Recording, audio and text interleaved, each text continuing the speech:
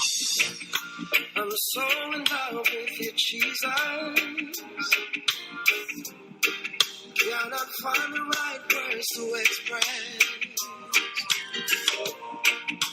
My body yearns with great intent, just to get some more of that sweet presence. I want to give you excellence. So when I worship, it comes like sweet incense. I don't want my iniquity to separate me from you. So I choose your perfect will, because I know it pleases you. Okay, welcome back, listeners, to another episode of These Two Girls. I told you we're supposed to say it together. It's not going to work. Try it again. I'm not trying it again. Try it again. Welcome back to another episode of These Two Girls. See, it's not going to work for me. You did that on purpose. I don't like it. You're trying... Okay, all right. All right. We'll discuss this in the meeting later. All right. Okay. Moving on. So, yeah, what's going on, Candy? You just had a birthday. Yes, I'm older now. We're not going to talk about how old I am. Why not? But I'm older now. Mm-hmm.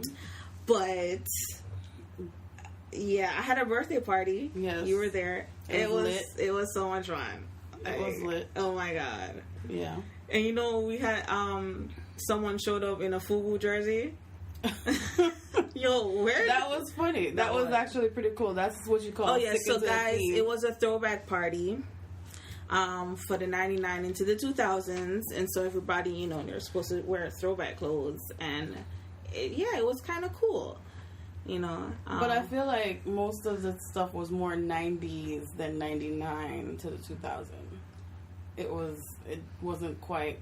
I mean, the theme expanded. Yeah, I think. I mean, well, I did tell people they could wear throwback clothes. Yeah, but whatever. You said 99 to 2000 because it goes with the song, and that's the era of music that I like. Okay, so it worked for me. Is that okay? Sure. All right. That's good. Yeah, but you went on a cruise. Oh yeah, I did. Guys, do you realize how often Cheyenne do that. Okay. Every time I come on here, we're always talking about you going somewhere. You know what? Let me stop. Yes, I have been traveling. You know why? In the beginning of this year, at your vision board party that I was just there to help out at, I sat down and I made one, and I put traveling on there, and somehow it seems like God picked that one out of the vision board and has made that possible. Like, I haven't really been trying to travel, but somehow it has just been happening. Okay. And so that's what has happened. I went to Mexico, Cozumel. It was okay. The cruise was okay. The food could have been better. Really? Yeah. It was supposed to food? be. Yeah. Because I've been on Carnival before, but this was Royal Caribbean, and it wasn't as good as Carnival. But I hear that Carnival caters more to a younger crowd than Royal Caribbean, because all they had on the schedule was like acupuncture for arthritis and seriously? You know, building retirement investments, and I'm like, on a cruise ship? Yeah, it felt like it was more like a geriatric cruise. Oh, but okay, yeah. All right, well, but you had fun though, right? We made it fun. We met people. Okay, a lot of military guys. We met. Any phone numbers? Yeah, but not in that way. Oh, yeah, just like friends. Yeah. Okay. Yeah. All right, ain't nothing wrong with that. Mm-hmm. You know, sometimes things start off, you know. All right, so yeah. All right, so we have guests today, guys. Yeah. We have men. We have guests that are men. What? I was emphasizing the plural. Oh, yes. Thanks, Cheyenne. Yes. Okay. Yeah, so we want to introduce them, Cheyenne? Sure. So, I'll introduce one and you introduce the other. You don't want to just do them together because they're like basically the same thing. No, they're not. That's so rude of you. I mean, you can introduce them and then you say their names separately because they're both men. They're both husbands. They're both I mean, they're just... She's doing the intro right now, guys. You hear her? Y'all saw that how I did that? So, yes, we have two young men you guys young? You guys consider yourselves to be young? I think they're young. I think, yes. 2 young men. When you said, what was the term you used last night I didn't like? Men of God. Men of God. Yes, these men of God. Yes. And fathers, husbands, passionate, about what they believe in. Right. So they please serve welcome in the church. Shane and Cecil. Bloop, bloop. Mm-hmm. Now's the time. You guys make some noise. Hello. Yes, say That was something. Cecil. What's going on out there, All radio? right, yo, yes, we have Shane and Cecil in the house. I've been in a situation like this since like 4 years ago, since I was doing my own radio show. So You it's did your nice to own be back radio? on. You were on a radio show? Of course. Oh, learned something new tonight. Yeah, I had my own situation going on. I don't even remember the radio station right now, but I was on Saturday morning prime time Saturday. Oh, I wonder if you was talking about stuff like what what kind we're of talking. stuff? Yeah, Yeah, what are you what talking was it about? about? Not talking. I wasn't talking much. I was playing music. Oh, okay. Kind of like what this dude used to do. Okay. Oh, yes, Yeah. yes. All right, so that was Cecil. I want you guys to pick out their voices also, because I want you guys to see who is who. So that was Cecil just talking. Talk to the people. Talk to the people. Oh, what's up, y'all? All right, so I never had a radio show before, but I've been on the radio station where it's underground stuff. Okay. Oh yeah, I forgot to mention. Yeah, it was underground. Way underground. What y'all know about underground radio That's the stations? best stuff. Pirate Yeah, radio. you're right. Yeah, way back, but yeah. So Okay. it's cool to be back again. Well, we're so glad to have you guys here with us. Thank you. Thanks for having us. Have some interesting stuff we want to talk about today. All right. Right, Shai? Yes, I'm excited. All right. So, we'll start with Cecil.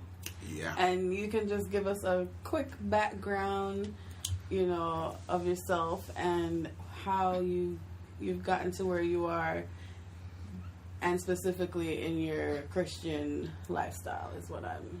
Well, I am kind of, my background is interesting as far as me being a Christian right now still being a Christian or remaining a Christian.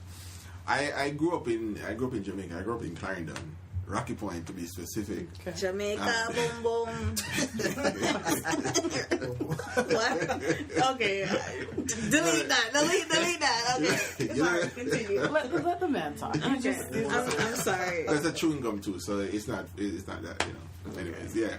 So, all right. So yeah, I'm from Clarendon, and half of my family we're Christians, and the other half, we're like from the dance hall and so on. So my family on that side had a sound system, and that was like the sound system that played all over in Clarendon, mostly in Clarendon. Never really ventured a lot outside, even though they did a lot of gigs, even in the States and Canada. But that was that. So when I was living with my grandparents, and when I was living with that side, I was going to dance, sleeping on beer box, like 4-year-old sleeping on beer box, dance all them kind of thing there. So it's like that was a lifestyle on that side of the family. And then when I'm living with my mother and the other side and my other grandmother, it was like church morning, day, noon, and night. Mm-hmm. And so it was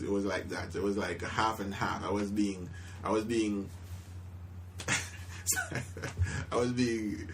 cultured by two different sides of the spectrum, So I was good. It was good though, because it taught me a whole lot from both ends. And so, I got saved in when I was 12 though. Got baptized, and I started my Christian journey then, and I moved up here to the States when I was about 18 after I graduated Clarendon College. I went to Clarendon College, by the way, and they just lost in the Acosta Cup final. That sucks, but they did well. Not many people get that reference because it's Jamaican and all that. But it's one of the greatest schoolboy team ever. Costa Cup. Okay, so yeah, the soccer team? Football. Yeah, football, Jamaica, yeah. Right. Jeez. Yeah. Okay, you guys are not going to do me like that. Act like you know better. Okay. Just act the part. Sorry. Okay. Yeah. So yeah. that was me. So I came up here when I was 18, and I still stayed in the church. I started playing music from when I was in Jamaica. Okay. And then I started doing music here, me and my friend Trevor, and still doing some music, and still in the church. So that's good. So yeah, I guess that's where we are for now. And obviously, I got married to Lacrima probably 8 years ago. Yeah. I think that's something that because you know she's listening, right? Yes. But I know I got that correct because Jaden is 7, so I got that correct. His But oldest. he said no candy. Boom boom. Okay, that was all right. Please, that just came out all wrong. I meant to say something else. Okay, forget it. I'm gonna mess it up again. Yes, there you go. I think I was trying to say Booyaka. You can just go with Booyaka. Boom boom. Boom boom. I don't know. That sounds funny. Okay, that wasn't what was supposed to happen. But all right. Yeah, I got you, Candy. All right, so Cecil, you've been saved since you were 12 years old. Yeah. Baptized, whole shebang. Legit. All right, that's what's up. Legit. All right, so Shane, tell us a little bit about your background. So I'm from Spanish Town, Jamaica. Booyaka. All right. Did I get it right? Okay. Yeah, I grew up in I would say one of the roughest areas in Jamaica, Spanish Town, and I got exposed to a lot of stuff early, especially weed and marijuana and stuff like that, the dancehall stuff. Is there a difference? So my formative years. There's a difference? I just wanted to say it clear, so it's marijuana, weed, whatever. Right. So I don't think there's a difference. I don't know. Cecil's on a roll. I'm sorry. But yeah, so I got exposed to that stuff in my formative years, and then we came here to the United States when I was about 12, and still end up in a similar situation. It was me and my parents, that's me and my mom actually, and my sister, and we end up similar environment, exposed to a lot of stuff again, and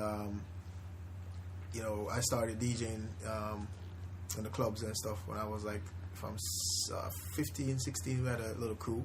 And we used to go around, holding, like, keeping parties. When you say clubs, like dancehall clubs? Dancehall club, hip-hop clubs, whatever. It was a crew of us.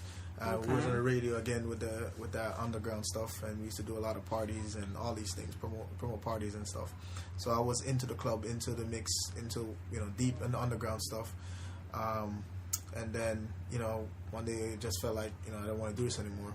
Okay. And I had a little bit of religious background as far as in church and stuff. Early Sunday school years when my grandparents used to say go to church, go to Sunday school, and we used to fall asleep in the back of the church and stuff like that. But I had that in me. So I came here and doing the parties and stuff, and I felt like God just called me out. It's a long testimony. I don't think we have time to go into that, but big up to Jillian. Who's Jillian? Jillian's my wife. Okay. Boom. Okay. Hold on. I've been 13 years. You sure? I'm positive, bro. Right. Let me double check. Yeah, 13. I mean, well, I'd hope at least one of you get it right. No, 13 first. Yo, why do women get so caught up on dates? That's a good. I know. And it's because I feel like a lot of men have this problem with remembering significant dates. Not all, but a lot. And it's not because it's not important to them. Mm-hmm. It's just some women focus on a lot of detail. Whereas men are just like, yeah, we've been together a long time and I'm good. But like, if they ever mess up and forget, it's a big deal. Yeah. Does it mean something to you, Candy? No, not really. It's not that big of a deal to me. One of my last boyfriends, he was more into dates than I was. Like, he would remember, and I would always mix it up. Like, and he would get so mad. But I'm like, seriously? Yeah. But one of those differences. Yeah. Good thing it didn't work out. Right. Okay. Well, yeah. So that was good. Some interesting stuff I did not know. So my question is, on a scale of 1 to 10, how likely are you at this point in your life to be converted into some other religion? Or even not even a whole nother religion, but like another denomination of Christianity? Or how likely is someone able to convince you otherwise than what you believe now? You don't want me to go off on a tangent on this? Seriously, because I'm way deep into what I believe right now. Okay. Unfortunately, though, what I believe right now might be, in general, might be what the church believes.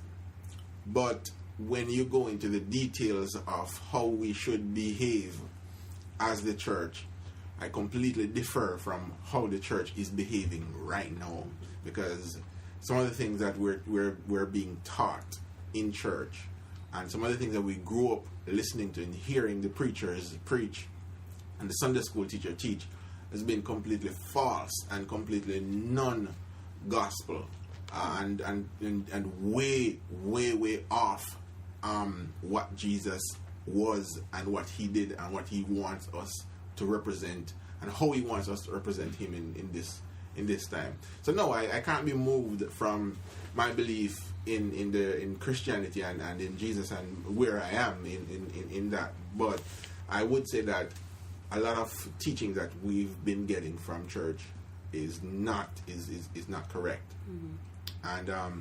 And hopefully we can get into some of those things too. But that's kind of my stance. I can't be where I am. I can't be moved.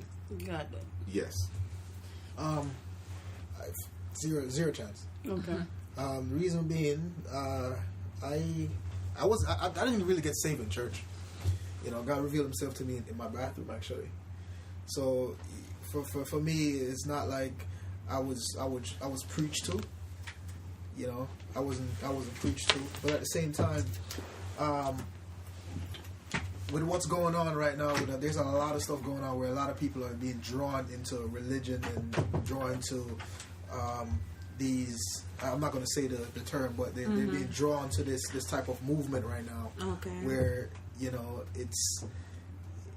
it's almost like, because they seem like it's factual, but it's actually not. I don't believe in that stuff, because now they're kind of separating themselves from what Christ did, not just for the world, but they're segregating it now into one type of race, towards one race. I think I know what he's talking about. So yeah, and God didn't. I mean, Jesus didn't come for just one particular set of people. He came to save the entire world. So, I mean, for me to be moved by what people are saying or what's going on, it's zero chance for me to change my mind. Zero chance. I like that. I figured that's what you guys would say. Honestly, it wasn't really. So I'm expecting the follow-up. I'm here waiting for because I know you expected that. No, yeah. And so based on that, well, just to kind of touch off what you were saying, I think one of the reasons why people can be so easily moved is just based on their foundation to begin with. So if they, and I think that's what happens to a lot of people, is that they don't have the foundation, or there were some shaky ground, something that they weren't sure about, and they didn't have the resource to really solidify things for them. And so, the next person that comes with a good sounding story, and you're like, yeah, you know what, that sounds, appealing, or whatever it is. And I think that's what happens to a lot of people, unfortunately. It's not the first time it ever happened. I mean, look at what happened to Jamaica in the 60s, Rastafarianism kind of swept the entire country, and a lot of people got caught up into that. And it's more of a religion. Well, listen, I love Rastas. Before I got saved, I was in the club listening to reggae music, and I feel like I was worshiping actually when I listened to reggae music, because I was lost. It was just me. Nobody can touch me. I'm listening to reggae music. My eyes are closed, and I'm just taking in the words. Mm-hmm. So I mean, people in Jamaica, we got caught up into that movement because they have scriptures to say what they believe in and all these things. But I never seen evidence in a sense. So, you know, I was close to converting to Rastafarianism before I became a Christian because I was searching, and I had dreads too. So it's like it was right there, perfect, right there, yeah, perfect. So it's like right there. yeah. So yeah, it happened before, and it's now there's a new movement, and it's happening again. So, you know, just people got to be careful. You know, not that somebody just come preach to you. You know, you want God to talk directly to your heart. So you can't just be swayed by what's going on or what people are saying. You know, seek Him for yourself. You know what I mean? I agree. Very, very true. So I mean, it's scriptural too, because you know the scriptures tell us that, you know, when when a word is planted, it's planted. You know, or it's sown. A seed is sown. Some is sown on among thorns, and some among rocks, and some end up in fertile soil. And that goes to what you were saying, Shane. Some people, you know, hear something and it sounds nice now, and then, you know, because the seed didn't plant in good soil, you know, the things of the cares of the world come and choke right. the whatever is sprouted up, and just so on and so forth. So, you know, it's all ties back to the scripture as well. Can I add one more thing? Whenever there is, I always remember this. Whenever there is a sense of chaos or a sense of pressure in society, people always draw into religion, and they always draw to the one that seems more appealing. You know what I'm saying? This things that's going on, it happened before, and it will continue. It happened in almost every society. You know, when there's chaos, people try to find some sort of comfort in religion, or try to find the easiest path to God. So, you know, this is what's going on right now, especially in the black community. You know, seeing a lot of police shootings and stuff like that, and you see that trend right now with the Black Lives Matter movement and all these things. People are being drawn into that because they feel like they need that what do you call it? I say Jamaican term, vocative. You know what I'm saying? That support. yeah. So I mean, that's what's going on right now, and you know, people are being drawn into that type of stuff. I've heard people say, to follow on that even when people draw to religion, that's like people who don't really believe in any kind of religion. That's why they don't like it, because they feel like then people have manipulated it. So when people are drawn into this thing, they abuse people's trust, and they, you know, and in the past we've seen it even with Christianity, you know, in general, and you know, other religions. That's why people don't like religion, because of the bad things that those in charge of the religion, you know, do to the people who are vulnerable and come in seeking for something, you know. That's true. Yeah. That's true, and that's a problem with people. Like we follow people instead of following God, right? What I mean? So I mean, it's looking back when I was in the world. Like I say in the world, but I was before I got into the church thing. I used to look at church and say there's a bunch of hypocrites. I used to really question the faith. Like, you come to me talking about you know, I should go to church and be saved. You know, tell me some more. I need facts. You know, but at the same time, it took for me to surrender my life and listen, I want to believe, and it wasn't no one coming to me telling me I need to do it. You know what I mean? I just had to just let go. Like, I need to know what's going on. If I die tomorrow, what's going to happen? And, you know, yeah, it's just, people got to seek them for themselves, because people will lead people astray. Right. You know, leaders or not. So, you know, it's just what's going on right now, and it's going to continue going on. Yeah. Got to continue to go on. Yeah. So, on this podcast, we've touched on a couple topics in the past. Some controversial, some not so much. Like, generally just like dating, as young Christian girls, or just young women in general. And we had one conversation once about open relationships, and we had conversations about purity and celibacy and stuff like that. So my first question would be, and you know, you both don't have to answer, but you know, whichever one, how relevant do you think some of these things are still in 2017, like celibacy and purity, How do you think that's still relevant to the unmarried young? And then if you guys weren't because you guys are married, but if you weren't married, would you be celibate right now? Right. Let's start with that. I mean, I'm gonna be honest. It would be very difficult. I'm certain it would be difficult, especially in this society that we're living in. I mean, we can't talk around it, right? So, this society that we live in, sin is so easy. Like it's like this, and if we're being truthful, talking to my young people as well. I'm also the youth director in my church. Okay. Shout out to M10 New Life. All right, so yeah, talking with my youth and hearing not their experience but what they're seeing and hearing in and around them at school, it's just degrading and it's almost demoralizing to hear some of the things that they say, what females and boys are doing in bathrooms at school.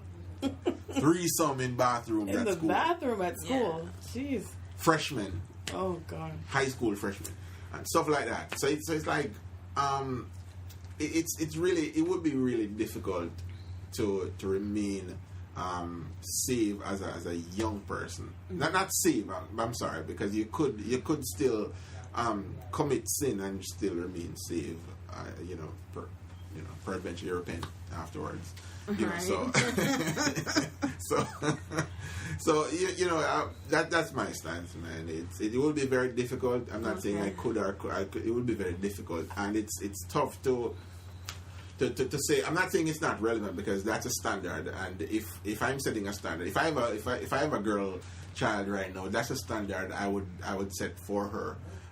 But also I would have to arm myself also that there's things just happen sometimes in life, and I guess you'll use every experience and try to learn from it and try to grow from it. But that's a standard I would set in my household as well. Okay. I just thought of something which is relevant, and I want to shout out Alice for this question a couple months ago. Okay. It comes up now. So as the youth director in your church, and you see the kind of things that your young people are being tempted with or being approached with, and not everybody is going to be celibate. Mm-hmm. Not everybody is going to be strong enough to do it. Mm-hmm. Now, how would you feel if, let's say how would you feel about at your youth service having condoms available? You're telling them, listen, this is, shouldn't do this, but they're doing it. Mm-hmm. How do you feel? What do you think about that? Having some, even in your, not even maybe out, but maybe in your pocket, and you're like, listen, I'm not telling you to do this, but if you are, you need to use these. That's a very good question, and it's very good that we both are here doing this podcast, Shane and I. Reason being, we're transitioning. He's transitioning from being the youth director, and I'm the current youth director of the church. So very interesting. So I'm interested to hear what he has to say as well. But I would say, because my standard is we're a Christian organization, and my standard is you preserve yourself until you get married, right? Mm-hmm. And however, we do have sex talks, right? I do engage them in sex talk, because that tend to bring even if I want to talk about something completely different, sex talk gets the blood flowing, and so we can just transition from there to somewhere else just to get them engaged, right? So that always gets them sex sells. Sex sells. Yes. Okay.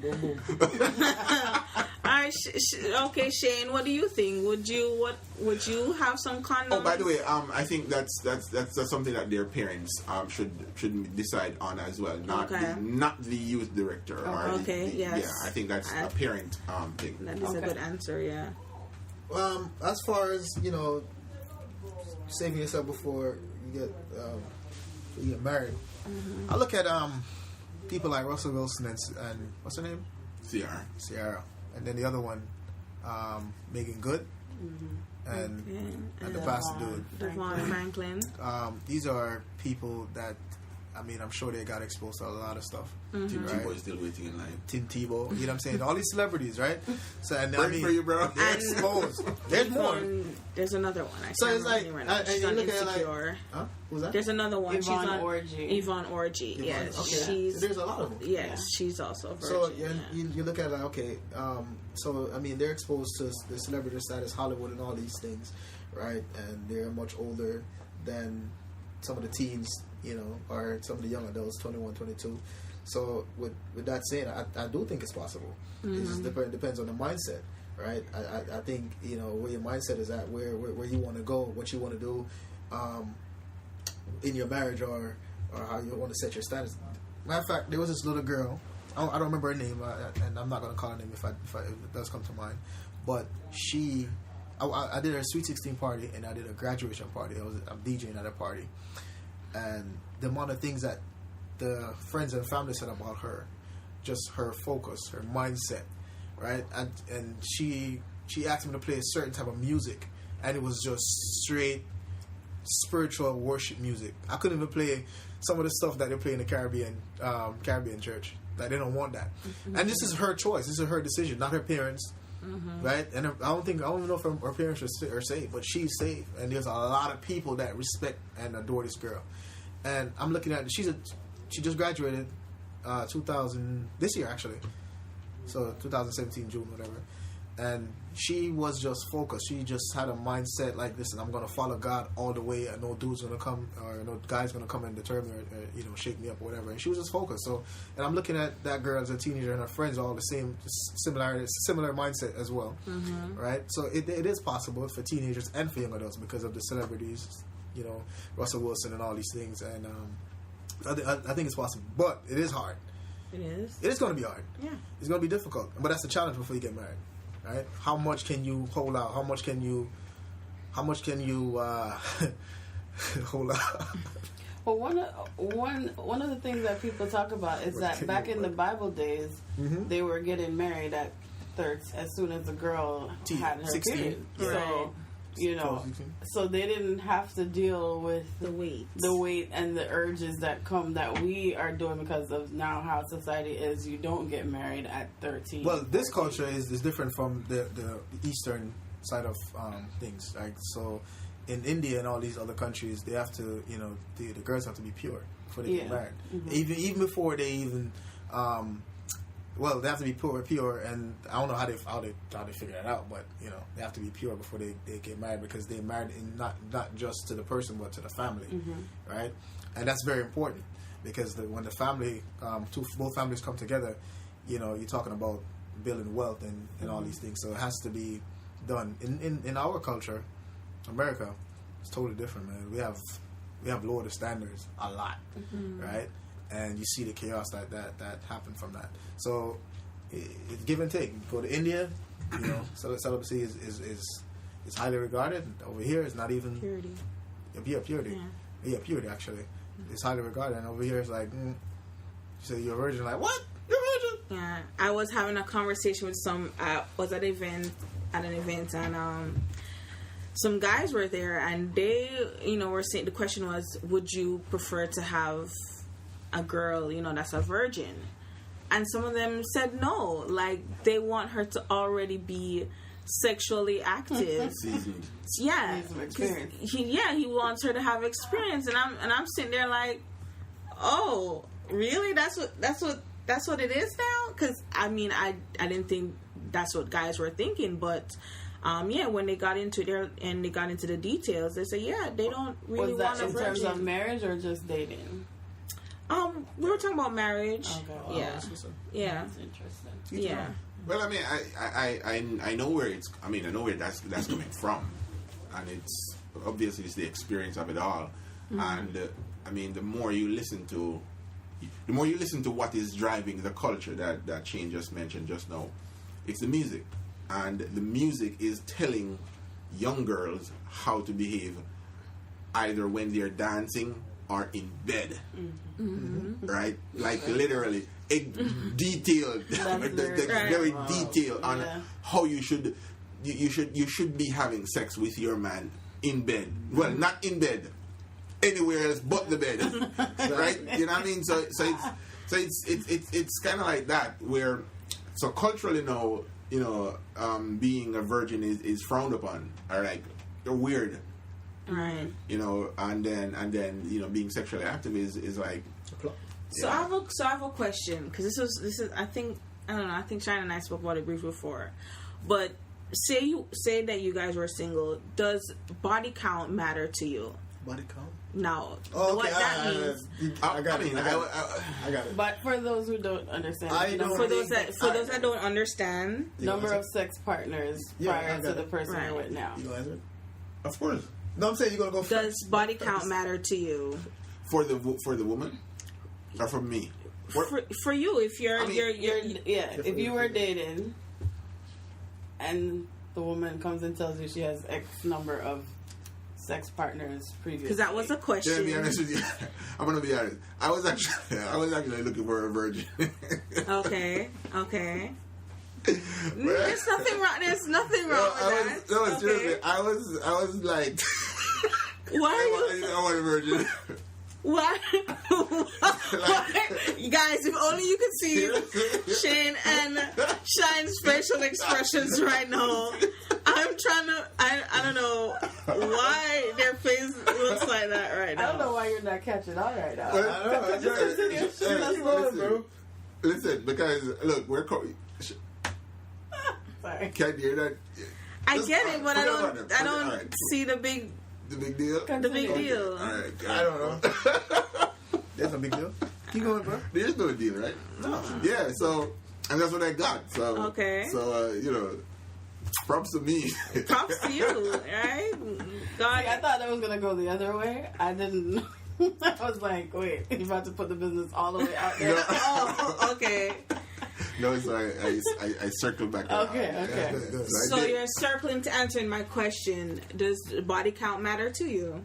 It did matter to me when I was right. So if you did not get a virgin, and what number for you would be like too much? 5. 5. 10. 5. Listen. 15. 5 is enough. That's the first Stop number. it! Like, seriously. Stop it. Okay. All right, okay. No, like, seriously, stop doing it. 5 is enough. Good thing Cecil is okay. All right, got it. So what about you, Shane? No, yeah. All right, for me, I'm gonna tell you this, ladies' advice. I'm gonna tell you advice, serious advice. You don't have to discuss that at all. If you're dating somebody, you don't have to tell them. Okay? And I don't think you should tell them. Even if you want to tell them. Don't just, that's the past. Mm-hmm. Right? You're trying to build a future. The things that you did in the past shouldn't matter. Right? Now, number wise, if she did tell me. Man. It all depends though. It all depends. The age, age factor. Listen, age factor.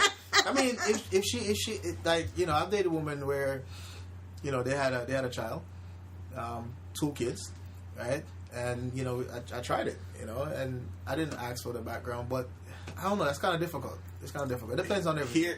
Here's what he's dancing around, right? I'm dancing. For most guys,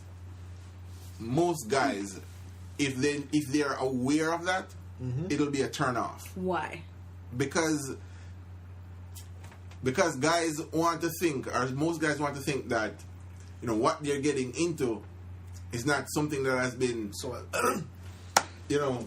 But here's my problem with this. Because most of the times when that's I get the it, I know honest this. truth, though. I know this is the reason, but most of the times it's not coming from guys like you, who are, who weren't like wild or whatever, but sometimes it's coming from guys who have probably 3 times the amount that the girl has, but just because they just don't like that number, there's an ego thing about it. It is. It is. Why? It's a guy. It feels muddy, dirty, But wrong. but you had 15 and I had 5. It could be 2. Society creates that environment, that culture. But you know what? We're products I honestly of that think culture. that has changed, though, because if you even look on the TV and social media and celebrities, you see Kim, who's been with so many men. You see, like, what's the one that said that once you can revoke your whole card? The one from Basketball Wives. I don't know. Anyways, Tammy? No, one of them. But anyways, all of these females, China, all of them, you all know that they're sexually active, but then they always get the good guys. What do they have in common?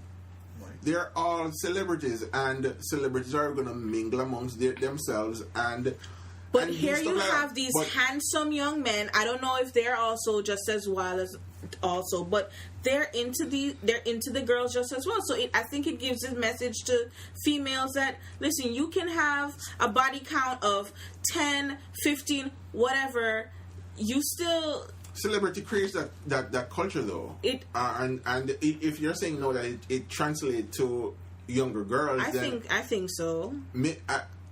Well, to younger girls, fine, but to guys who are still in that frame, thinking of it in that same light, I'm not sure how much maybe it has changed a little bit, but I don't think it has changed drastically to where guys, I don't care. I don't care. So for some guy, obviously, it's not a rule. So obviously, it still happens. But I don't think. I don't know if it's a big deal. I mean, for the guys I spoke to the other day, they don't want virgins. No, it depends. It depends. Yes, yes. There's a threshold, right? They don't really want a virgin, but of course, there's a certain exactly. number, right? They don't want to be all the way there. Yeah, double standard. It is, right? It is. Would body count matter to you, Shine, in terms of your man? No. What about babies? Yeah.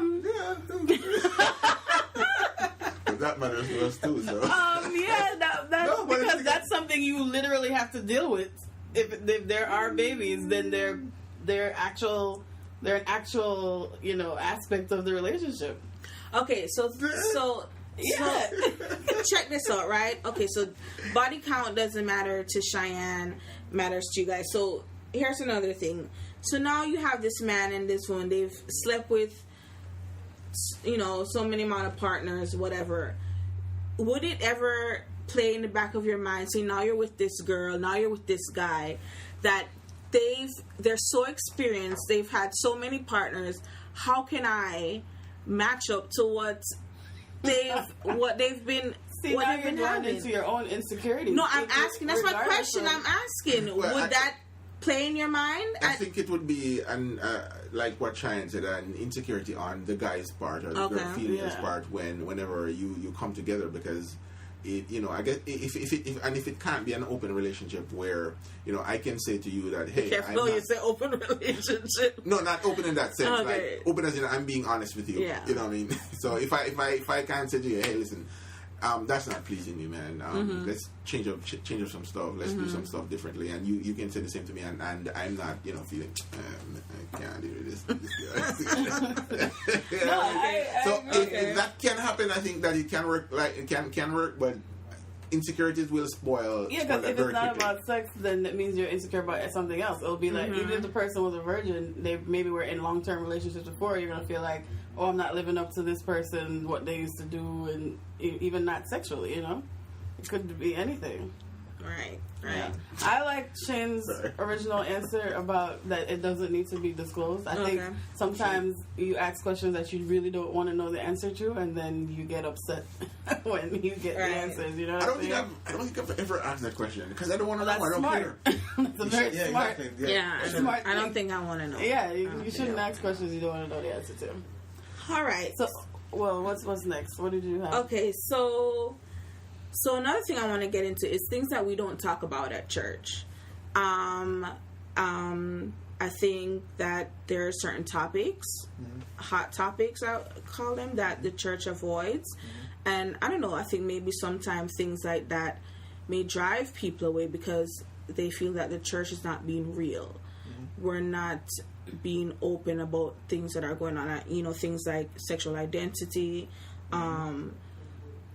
religious persecution, law and order, like even what's going on in Libya, things like that. Like, you're not hearing those topics being talked about in church. I mean, what do you guys think about that? Do you agree, or that there are certain topics? Should that be something that's said over the pulpit, or should that be more smaller scale discussion, or what do you think?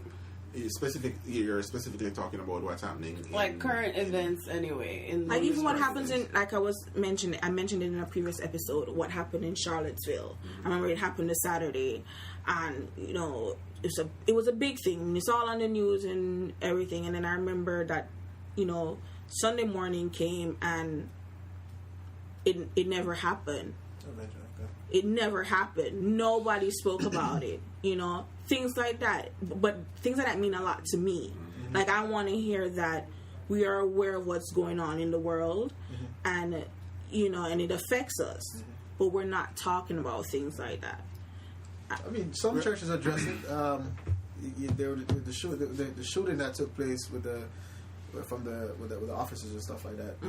They had a situation at church where they brought in like the chief of police and sheriff of Broward County come in, and actually they spoke about it and stuff like that.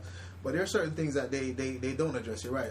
But I heard my pastor, he mentioned certain things, but he didn't go in detail as far as we got to do something about it. But he did mention it, like, listen, pray for these people, such and such. And you know, he created awareness, but at the same time, remember what the church is all about. You know, compared to the church when Martin Luther King was alive and stuff, it's a different culture, different. But do you think that young adults, millennials, do you think that those are some of the topics that they want to hear about? Do you think that those are the things that we want to discuss? You mean like, or hear about? It, like, because I'm trying to figure how would create those situations for open discussions about those things. I'm wondering if it has to be done. If it's a discussion, because if it's a discussion, it has to be done, you know, in a forum where townhouse, like something, talk or about sex. Sex. Talk about well, as I said, I engage with my young people on that all day, every day. So for Sunday mornings, there's certain things that cannot be addressed on Sunday morning. But why is that? Because there are kids in the audience as well. One, right, and then. Well, not issues like that, but I mean, some things. Yeah, not specifically. Well, she said sex. I'm using that as an example. Part. I mean, understand? Well, yeah, there's certain things that. Why can't I? For me personally, I don't see why sex cannot be discussed. I mean, or even what about sex to be discussed on the public though? On the public pulpit from the pulpit. I mean, what about sex? Like being open that this sex is of God. You know, yeah. I mean, just touch on it. I'm not ever sure that the word even sex has ever been said on the pulpit. I'm not even sure. It's probably lay with. You said lay with. Lay with I just think certain topics like that, which I think is a reason why a lot of kids are secretive about certain things that we're doing. We don't, you can't go to certain people and talk about these things because we're not open about these things. Mm-hmm. Well, but I'm wondering though, because even mentioning the word sex, I'm wondering what does that do from the pulpit's perspective? Say it's a theme message. Say you're talking about marriage, and say you're talking about singles. Say it caters to a certain theme. Mm-hmm. You know, but it's still not it's not mentioned at all. We're not talking about those things. Struggle. Okay. Struggle. But then, I'm Do you? I mean, I'm saying, do you think that those things should be preached about from the pulpit? I don't think it should be preached about because sex is Or preached or talked about. I mean, how do you? I mean, I'm not sure how you talk about sex with unless you have your audience, the audience, because some churches have it where only adults are in the main sanctuary. Mm-hmm. Some adults have it where it's sectionalized. So I suppose talking about it more freely is easier in that sense. But you have kids running around in the place and they don't understand what it is, and then I want them to understand what it is. And you want them to understand. It's I guess it. Yeah. I guess for me, because if you guys notice, like for me personally, I get around, not sexually, but I mean, no, that's not what I mean. But I mean, I go to events. Okay. I go to events. Mm-hmm. I go to conferences, and to me, it's refreshing when you can hear exactly what it is that you're going to leave here and struggle with from the podium. Like, not telling me about my money, not telling me to turn around 3 times and God's going to bless me, but to hear actual practical things that you're about to leave here and deal with on Monday through Friday. Mm-hmm. Like, I came across this quote that I heard from T.D. Jakes, and it was saying, let me see if I can pull it up right quick. And it said, Sunday morning inspirations leads to Monday morning frustration if inspiration does not have information in it. You feel me? And I feel that you're just getting fluff sometimes on a Sunday, just fluff. How do I take that and apply it to the walls I'm trying to break down, the dreams I'm trying to reach, the doors I'm trying to open, how do I take all of that you just told me about turning around 3 times and I'm going to walk into 2017 and, how are we moving with that, And so for me, which is why I like I said, I go to places because that's what I want to hear.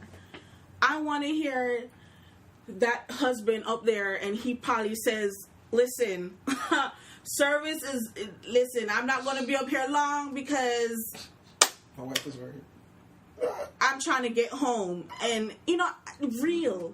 Because it's happening. Yeah, we know y'all having sex. Let's talk about it. And I remember I went to this event and I took some of the teens with me. And one of the girls, I remember after the event, the topic was on sex, love, and something. And she sat there, and my cousin from Jamaica was visiting also, and she was there with me. And she said to me, she's like, wow, Candy, I've never heard about sex like that. I've never heard it like that before, Candy. Mm-hmm. And both of them said it, and I mean, I'm not going to get into where and the details and stuff, but it was refreshing. Really open. Let me point this out too. I don't know what your experience is in visiting other churches on a Sunday morning versus attending a conference or an event that they're putting on. Sunday morning. So that makes a difference too in what you're experiencing and where you go. And I would say to you, look back at all the churches that you've been on Sunday morning and hear what they preach about and see if you're getting so the same things that you're asking, because some of those things just can't be talked about on Sunday morning. I mean, and it can. I'm telling you, it can. Like, if you're saying this, it can't be discussed. First, one. It's not a discussion. So I suppose it mentioned in some way. I suppose your general point is information, because what you were saying earlier is, a bunch of stuff are being said, but nothing is really being said. Right. So I guess that's the real issue there. Where I mean, I can talk about something else. I don't have to utilize let's say I don't want to utilize, talk about sex on the podium. Forget about that, because that's not the, for me, main issue. I have an entrepreneurial spirit. That's what I'm into. I'm into trying to make money, make things happen, inspire people, motivate people. Say that's what I'm into. What am I hearing to help me say I'm going to start my week crushing stuff, man. I'm tearing down mountains because I just left inspired, man. I'm gonna go to, I know how I want to leave Sunday feeling like I'm gonna pull out my notebook and I'm getting ready to do big things, man.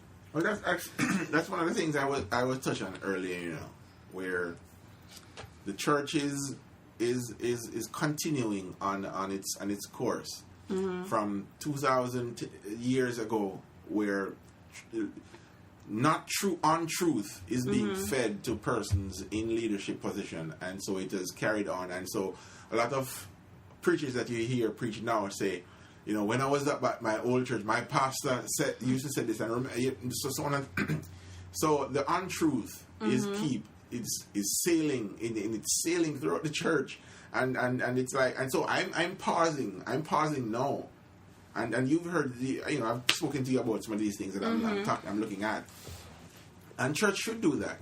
Church should take you from where you are and say, hey, listen, this is who you are. Focus on who you are, and then take that and apply it to you in society.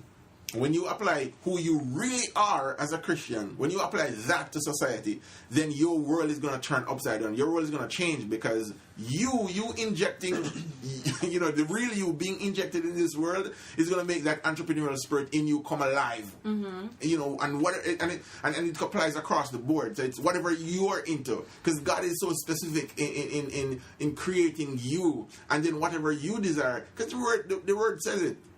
He's going to give you the desires of your heart. Right? So, whatever you're into, when preacher man comes on and preach a word, he preaches about you and who you are and what God has given unto you. And therefore, if God has given us all these authority and all these promises, then it's for you, the person, now to recognize who you are and then accept these promises and then tap into that source and go and take on the world. I think for me personally, it was, and this is probably, honestly, one of my struggles is being real.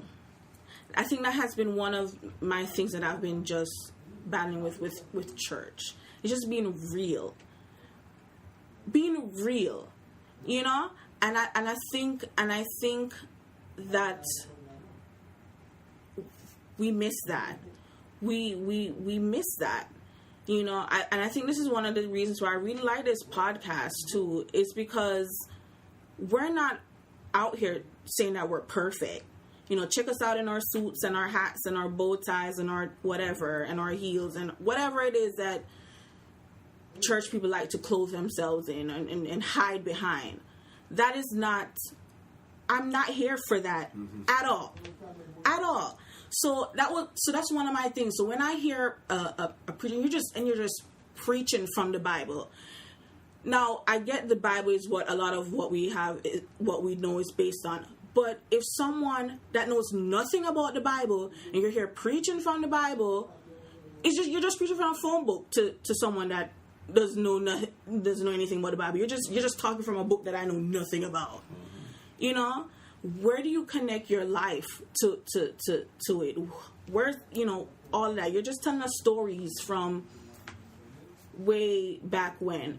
And I think that what I see with the young people is that all of that, that past all of them. They don't see all of that. They don't hear all of that.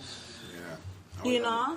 I was having an interesting discussion with my youth group as well last week. And they echoed the same sentiments that you're echoing right now, that one of the reasons why they're on their phone so much is that if they're like me right now, in a sense where I give a preacher first 5 minutes and listening to it. 2 minutes. Shane says 2.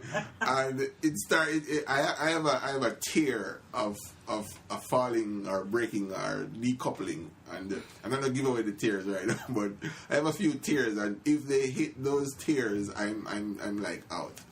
But they told me that the reason why they are on their phone so much is because, let's say they start out by trying to listen and actively trying to listen and say, all right, let's give this an opportunity to see where it goes, and then whoever is preaching is only preaching to the older people, and so they get lost within They that get lost because in the sauce. you know they're not getting they're not getting the interpretation, the translation, the reference to religious practicality, jargon and, that they're not. they don't get it. They don't get it. They don't get it. That's what you're alluding to. That's definitely. You know, and just one more thing, you know, I know this is Shane's guy, Carlin's, but one of the things that he said, which goes back to what I'm saying about being real, is that he says your scars tell a story. Will you use your scars, or will your scars use you? Like, are you hiding these scars? You're not sharing these scars. You know what I'm saying? People want to know about these scars and how you got through that. You know what I'm saying? Like, I remember they were saying a reason why people like Cardi B a whole lot. And I remember I used to hear her songs on the radio, and I mean, I wasn't like, oh, I'm into Cardi B, whatever. But it was when I started listening to her interviews when I'm like, I like her. And not for anything really she was saying, but she was just so honest. Like, she's not speaky spokey. She is funny, and she's just being real. And in even one of her songs, she talks about how she got a bag and fixed her teeth. Because people used to clown her about her teeth were messed up. But she got a bag and fixed her teeth, and she's letting you know, I fixed my teeth. People around here in church are just fixing their teeth and not talking about it at all. We're not talking about metaphorical. I'm just saying, we're not talking about those things. Yeah. And why did you fix your teeth? And how did your teeth look before? Like, you know, we don't talk about that. So You know. Shane, I'm hugging up. you're right. Men candy are No, that's cool. I mean, I'm jumping It's all good because I'm about to jump in with something off the wall. Okay, yeah. Take it in a whole different. I think Y'all got a little serious there, but you know. Sorry. Okay. So that's no, can't do it. I'm passionate over Yeah, I'm it. passionate about that. I am. I'm with you though. I mean, some of these things definitely we can do something about. You know, I definitely feel what Kenny's saying, but at the same time, right? Remember, I mean, the church, and then you have things that's going on in society, right? Some churches has this thing where they just have a certain thing that they don't touch on. This is who they are. This is their identity. You have a lot of churches that's coming up right now, like Stephen what's his name? Furtick. Yeah. Like, his church is geared towards millennials. Okay. Right? Even when he had an interview the other day with TD Jakes, I saw that was powerful. Anybody that's trying to be an entrepreneur, trying to start their own business, you need to watch that interview. Sent it to TD Jakes, Stephen Furtick. It's amazing. Exactly what Candy is touching on, right? But you have TD Jakes that kind of came down to his level. TD Jakes had on a blazer and jeans, right? And he was just talking about real stuff. Right, they were singing I Believe I Can Fly. Just watch the interview. It's crazy, right? And it's TD Jakes. It's Bishop TD Jakes. Bishop TD Jakes. Right. Came down to Stephen Furtick level, and he was just talking. And, you know, it was just amazing to see the difference as far as with Stephen Furtick Church, and then how they embraced TD Jakes at the same time. And Stephen Furtick went to his church and actually preached 3 times. Now, my point is that certain churches won't allow certain identity to come in their church in the mix, and that's where the problem is, right? So you have certain churches will talk about sex, they'll talk about guns, they talk about, you know, whatever, they talk about what's going on in society, and they'll bring it into the message and apply it to what's going on in society into the church. And people, I mean, I've seen a difference where a lot of young people are drawn to that church, a lot of young adults, and that's the movement of the church right now. That's the movement of society, because that's what's going on with the Black Lives Matter is young adults. It's not older people, right? And they're the one that's changing society right now.